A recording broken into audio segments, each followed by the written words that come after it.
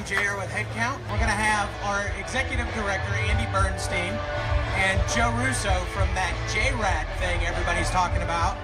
Come on out, and we're going to do a little Q&A. You guys ready? Come on out, guys. Mr. Joe Russo!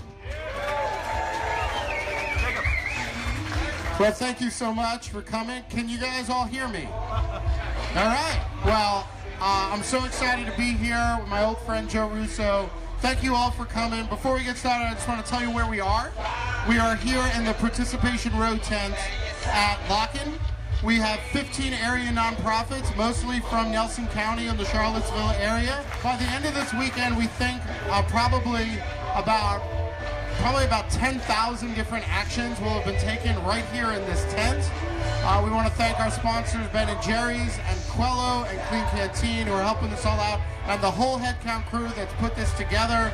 I'm so grateful to all of you. You guys have been amazing all summer, and this guy has been doing good for a long time. He played the very first HeadCount benefit show in 2004 with Marco Benevento and Mike Gordon. He's played a lot of our shows since. Always been so kind and generous with his time, and really stood for a lot of great things. Joe, just thank you so much for being here. Thank you guys for having me. Thank you all for showing up. Yeah, it's always a pleasure. HeadCount's an amazing organization, and since you guys started it back then, it's always, you know, an easy thing to say yes to.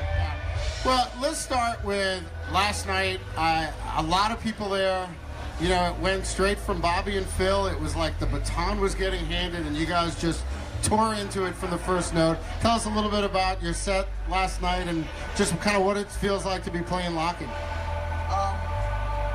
Well, it's always great to play here. You know, traditionally, the stage we would play a couple years prior was very far away from the main stage, and I think I thought it was going to be like that again this year.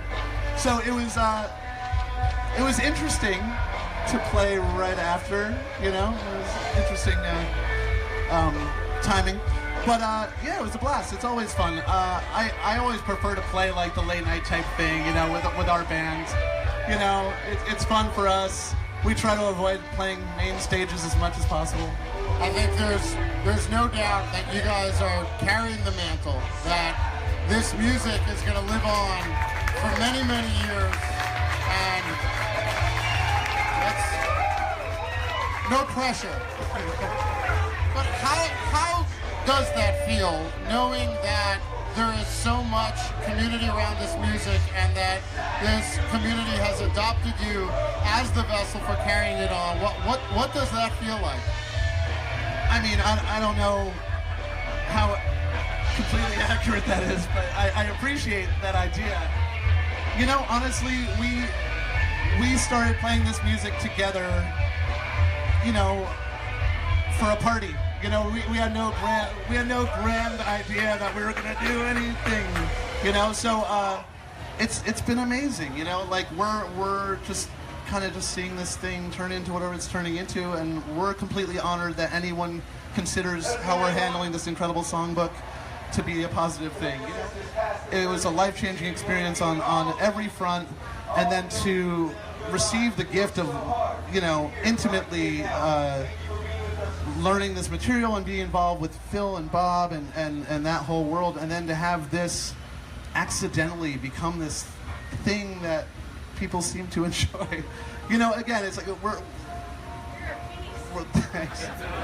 You know, we try not to put too much pressure on the thing. I appreciate when people hold us in any sort of regard that involves us in that world. How important do you think it is to vote in your own community and to pay attention to local politics and the things that are happening on your block or in your city? Oh, I mean, more important than ever. I'm as guilty as anybody for not having historically been involved in the smaller elections or educating myself along those lines. And we're just seeing how important every single little thing is now. Like, you know, the one election informs this guy and then this person and this, and it really is, it's like we were saying, that just the smallest little effort to be made. So I'm certainly going to go out of my way to be as educated as possible and absolutely vote in anything I can. And, you know, while we have our democracy resembling our democracy using it, you know? You talked about listening to each other. As a musician in a band, that's such an important part of how you make music. Do you think there's something that all of us can kind of take from that and learn from how musicians interact with each other on stage? I guess I think listening's always a good idea. In the comparison to music is if you're just playing or you're just listening to what you're saying with your instrument, that's all you're going to hear. There's not going to be a back and forth, and then that becomes very isolated. If I'm on stage and I'm only listening to what I'm playing, there's not a conversation. Transitioning that into the world today is a little bit of a difficult one because people have a lot of heavy opinions right now, and I don't know. I think about that a lot, like how to hear that middle ground in such a polarized thing. It's like you try to listen, but sometimes it feels like you're not speaking the same language. This is incredible. Thank you for supporting HeadCount, all these wonderful things. This is the stuff that we all have to keep doing and keep everything moving forward. And thank you all for supporting music and supporting us and just being here to share these moments is really important. I think everybody will look back at moments like this and remember them fondly. And just thank you. Thank you for letting me be a part of this.